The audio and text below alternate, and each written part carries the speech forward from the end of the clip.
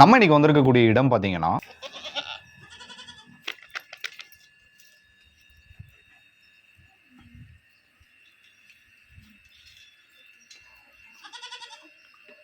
இந்த ஒரு ஆட்டு மூலியமா தான் இந்த ஆடு ஃபுல்லாமே வந்தது. இந்த ஒரு ஆடு தாங்க. இந்த ஒரு ஆடு தான். ஆமாங்க. இந்த ஒரு ஆட்டுல இருந்து அப்படியே இனப்பெருக்கம். இதுதான் கிடாய். ஆமா, அதான் கிடாய். பெரிய கிடாயெல்லாம் கொடுத்துட்டேங்க.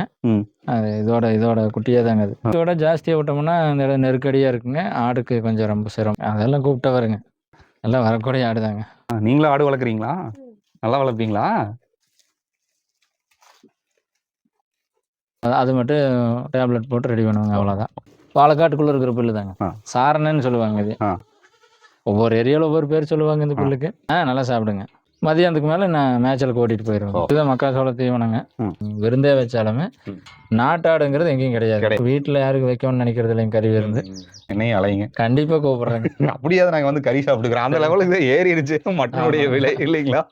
பெண்ணாடு வந்து எவ்வளோ வருடம் வந்து குட்டி ஈன்றுங்க? என்ன சார் இது சுக்குட்டிக்கிறையா?